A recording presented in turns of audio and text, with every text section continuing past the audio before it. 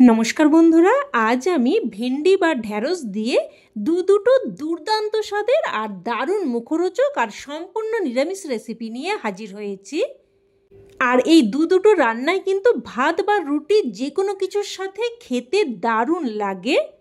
আর তৈরির পদ্ধতিও কিন্তু খুবই সহজ, খুবই কম সময়ে আর বাড়িতে থাকা সাধারণ কিছু উপকরণ দিয়ে এগুলো তৈরিও করে নিতে পারবেন।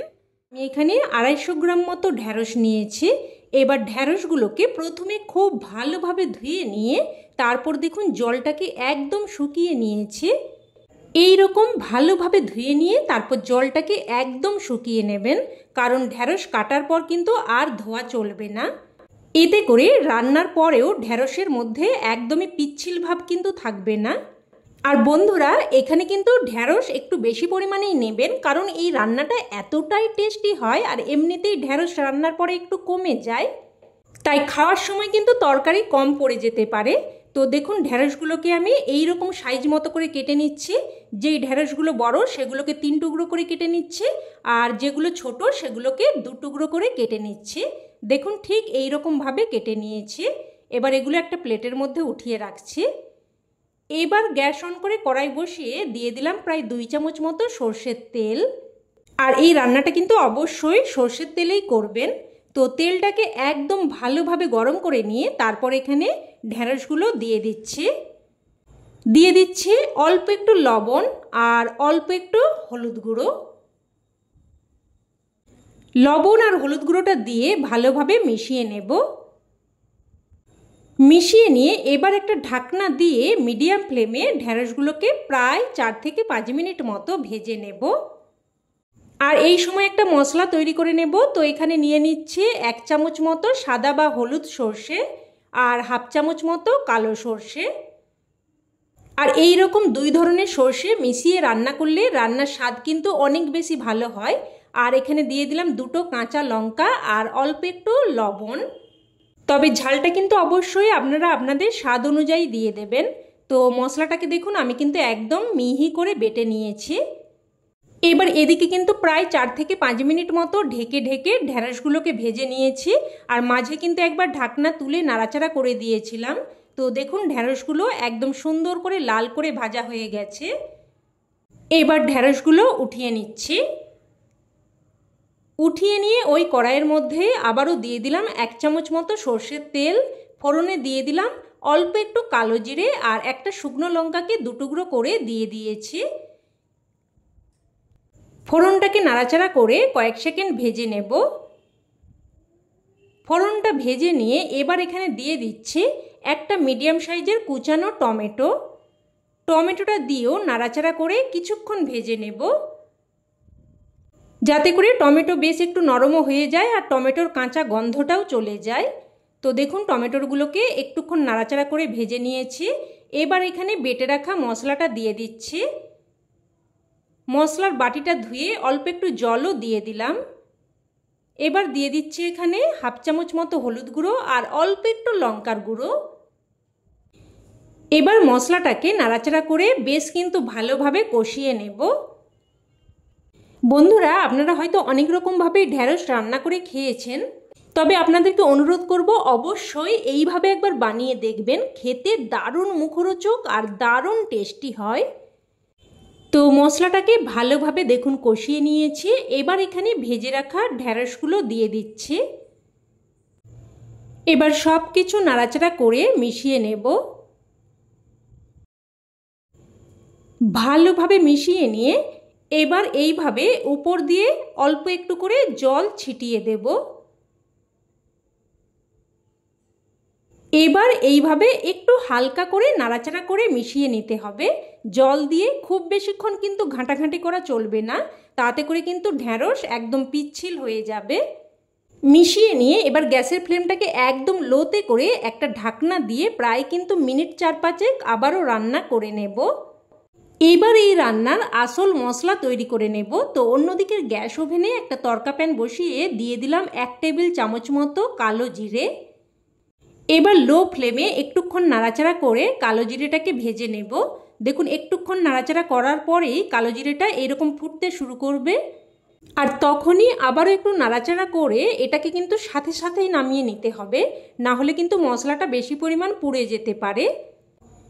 এবার এটাকে একটু ঠান্ডা করে নিয়ে তারপর এটাকে গুঁড়ো করে নেব। তো দেখুন গুঁড়ো করে নিয়েছি। এবার এদিকে প্রায় কিন্তু 4 থেকে 5 মিনিট মতো ঢাকনা দিয়ে দিয়ে লো ফ্লেমে রান্না করে নিয়েছি।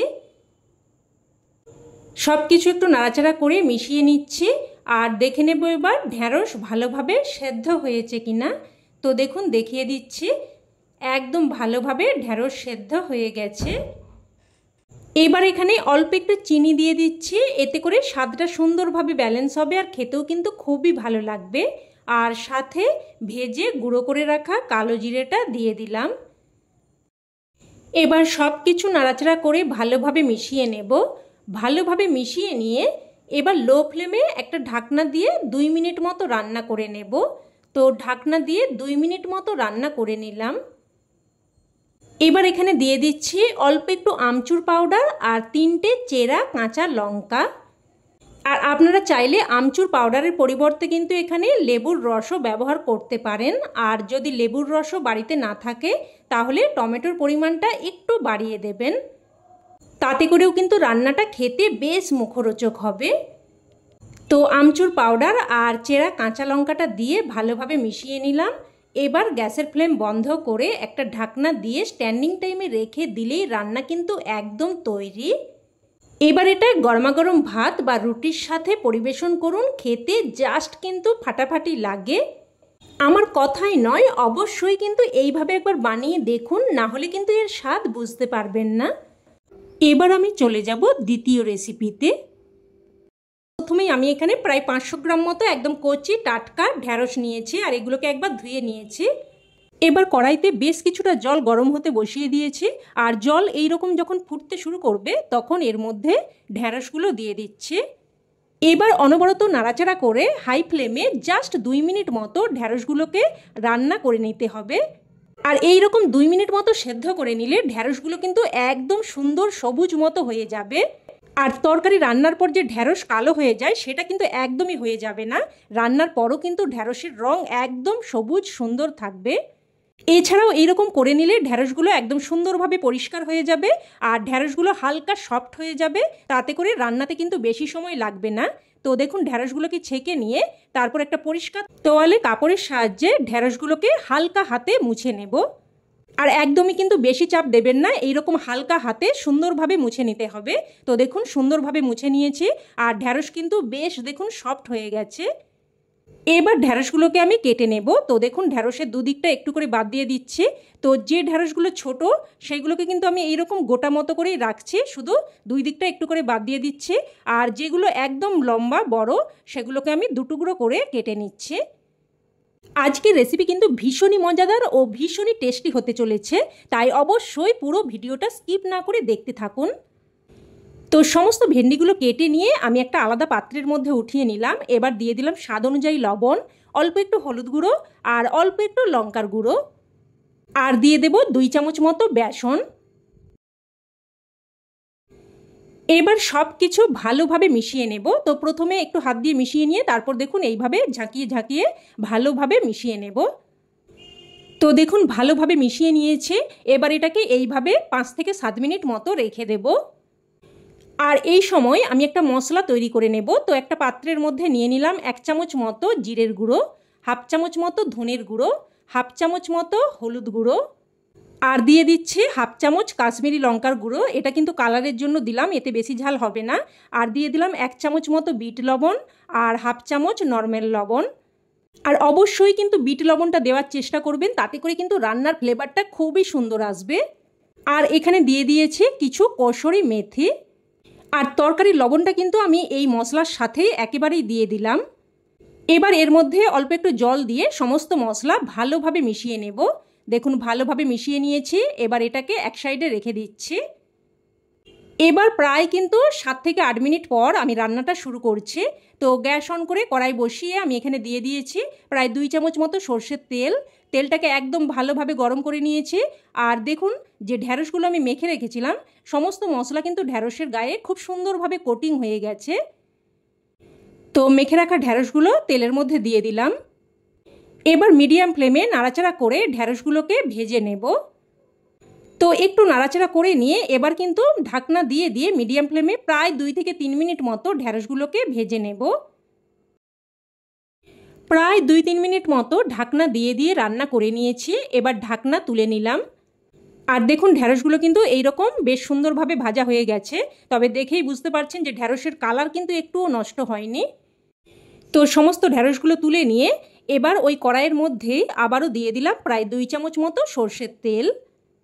তেল হালকা গরম হয়ে আসলে ফোড়নে দিয়ে দিচ্ছি 1/2 চামচ মতো 5 ফোড়ন, একটা তেজপাতা আর 2টো শুকনো লঙ্কা, আর দিয়ে দিচ্ছি 2টো ছোটো এলাচ আর অল্প একটু দারচিনি। এবার ফোড়নটাকে নাড়াচাড়া করে কয়েক সেকেন্ড ভেজে নেব, যতক্ষণ না অবধি ফোড়ন থেকে একটা সুন্দর ফ্লেভার বেরোয়। ফোড়নটা ভেজে নিয়ে এবার এখানে দিয়ে দিচ্ছি টমেটো। এখানে কিন্তু একটা বেশ বড় সাইজের টমেটোকে আমি ছোট্ট ছোট্ট করে কেটে দিয়েছি। আর সাথে দিয়ে দিচ্ছি আদা আর লঙ্কার পেস্ট। এখানে 1/2 ইঞ্চি মতো আদা আর 3টে কাঁচা লঙ্কাকে আমি বেটে দিয়েছি। তবে ঝালটা কিন্তু অবশ্যই আপনারা আপনাদের স্বাদ অনুযায়ী দিয়ে দেবেন। তো টমেটো, আদা আর কাঁচা লঙ্কাটাকে কিছুক্ষণ নাড়াচাড়া করে ভেজে নেব, যাতে করে টমেটো, আদা, কাঁচা লঙ্কার কাঁচা গন্ধ চলে যায়। তো একটু ভেজে নিয়ে এবার এখানে তৈরি করে রাখা মশলা দিয়ে দিলাম। মশলার বাটি ধুয়ে অল্প একটু জলও দিয়ে দিলাম। এবার সব কিছু নাড়াচাড়া করে মিশিয়ে নেব। এবার প্রায় 2-3 মিনিট মতো ঢাকনা দিয়ে দিয়ে মশলাটাকে বেশ ভালোভাবে কষিয়ে নেব। তো প্রায় 2-3 মিনিট মতো ঢাকনা দিয়ে দিয়ে মশলাটাকে দেখুন বেশ সুন্দরভাবে কষিয়ে নিয়েছি। মশলা থেকে একদম তেল সেপারেট হয়ে গেছে। এবার এখানে ভেজে রাখা ঢ্যাঁড়সগুলো দিয়ে দেব। আর আপনারা হয়তো অনেকেই বলতে পারেন যে ঢ্যাঁড়সগুলোকে শুধুমাত্র লবণ আর হলুদ দিয়ে ভেজে নিলে কি সমস্যা হতো। আর কিছু না, তাতে করে রান্নার স্বাদ অনেকটাই কম হতো। ঢ্যাঁড়সের মধ্যে যে বেসন, লঙ্কার গুঁড়ো, লবণ, হলুদ দিয়ে মেখে যে ভেজে নিলাম, এতে করে কিন্তু এই রান্নার স্বাদ অনেক গুণ বেড়ে যাবে। অবশ্যই এইভাবে একবার বানিয়ে দেখবেন, তাহলেই আপনারা পার্থক্যটা বুঝতে পারবেন। তো দেখুন ঢ্যাঁড়সগুলো দিয়েও কিন্তু আমি মশলার সাথে প্রায় মিনিট 2-3 কষিয়ে নিয়েছি। এবার এখানে 1 বাটি মতো গরম জল দিয়ে দিচ্ছি। জলটা দিয়ে মিশিয়ে নিয়ে এবার একটা ঢাকনা দিয়ে মিডিয়াম ফ্লেমে প্রায় কিন্তু 5 থেকে 6 মিনিট মতো রান্না করে নেব, যাতে করে ঢ্যাঁড়স একদম ভালোভাবে সেদ্ধ হয়ে যায়। আর এই সময় এই রান্নার স্পেশাল সেই মশলা তৈরি করে নেব। তো অন্যদিকের গ্যাস ওভেনে একটা তড়কা প্যান বসিয়ে এখানে দিয়ে দিলাম 1 চামচ মতো 5 ফোড়ন, আর সাথে দিয়ে দিয়েছি প্রায় 10-12টার মতো গোলমরিচ, যেটা কিন্তু আপনারা ভিডিওর মধ্যে দেখতে পাচ্ছেন না, কারণ ভুলবশত ক্যামেরাটা কিন্তু বন্ধ হয়ে গিয়েছিল। তাই আবারও বলে দিচ্ছি, 1 চামচ মতো 5 ফোড়ন আর 10-12টার মতো গোলমরিচকে কিছুক্ষণ নাড়াচাড়া করে হালকা ভেজে নিয়েছি। তবে খুব বেশিক্ষণ ভাজতে যাবেন না, তাতে করে কিন্তু মশলাটা পুড়ে ফ্লেভারটা নষ্ট হয়ে যেতে পারে। তো দেখুন সাথে সাথেই নামিয়ে নিয়ে তারপর একটু ঠান্ডা করে নিয়ে এইরকম একটু দানা মতো রেখে গুঁড়োটা করে নিয়েছি। তো এবার এটাকে এক সাইডে রেখে দিলাম। আর এদিকে কিন্তু প্রায় 5 থেকে 6 মিনিট মতো ঢাকনা দিয়ে রান্না করে নিয়েছি। এবার দেখে নেব ঢ্যাঁড়স ভালোভাবে সেদ্ধ হয়েছে কিনা।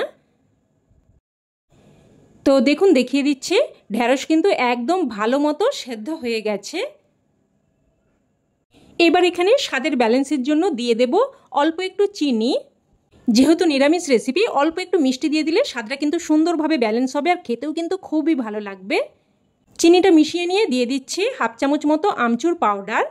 তবে আপনারা আমচুর পাউডারের পরিবর্তে কিন্তু অল্প একটু পাতিলেবুর রসও ব্যবহার করতে পারেন। তবে আমচুর পাউডার বা লেবুর রস যে কোনো একটা অবশ্যই কিন্তু দিয়ে দেবেন, তাতে করে রান্নাটা কিন্তু খেতে বেশ মুখরোচক হবে। আমচুর পাউডারটা ভালোভাবে মিশিয়ে নিয়ে এবার এখানে 5 ফোড়ন আর গোলমরিচের যে ভাজা মশলাটা তৈরি করে রেখেছিলাম ওটা দিয়ে দিচ্ছি। ভাজা মশলাটা দিয়ে এবার মিশিয়ে নেব। আর বন্ধুরা, রান্নাতে কিন্তু একটা দারুণ সুন্দর ফ্লেভার বেরিয়েছে। আপনারা যখন রান্নাটা করবেন তখন কিন্তু এটা ফিল করতে পারবেন। সব কিছু মিশিয়ে নিয়ে এবার লো ফ্লেমে একটা ঢাকনা দিয়ে 2 মিনিট মতো রেখে দিচ্ছি। এতে করে তেলটা উপর দিয়ে একটু ভেসে উঠবে আর তাতে করে রান্নাটা দেখতে কিন্তু দারুণ সুন্দর লাগবে। তো এবার গ্যাসের ফ্লেমটাকে আমি বন্ধ করে দিয়েছি আর ঢাকনা দিয়ে স্ট্যান্ডিং টাইম দিয়ে দিলাম। আর রান্না কিন্তু এখন একদম তৈরি। এবার এটা গরম ভাত হোক বা রুটি, যে কোনো কিছুর সাথেই পরিবেশন করতে পারেন। খেতে কিন্তু জাস্ট ফাটাফাটি লাগে। তবে আমার কথাই নয়, অবশ্যই এইভাবে একবার বানিয়ে দেখুন, না হলে কিন্তু এর স্বাদ আপনারা বুঝতেই পারবেন না। তো রেসিপি কেমন লাগলো অবশ্যই কমেন্টে জানাবেন, আর ভালো লেগে থাকলে প্লিজ একটা লাইক দিয়ে দেবেন, আর চাইলে অন্যান্য বন্ধুবান্ধবদের সাথে শেয়ারও করতে পারেন। আর চ্যানেলের নতুন বন্ধু হয়ে থাকলে চ্যানেলটিকে অবশ্যই করে সাবস্ক্রাইব করে নেবেন। তো আজ এই অবধি, আবারও অন্য কোনো রেসিপিতে দেখা হবে। ততক্ষণে সকলে ভালো থাকবেন, সুস্থ থাকবেন, আর সকলকে ধন্যবাদ।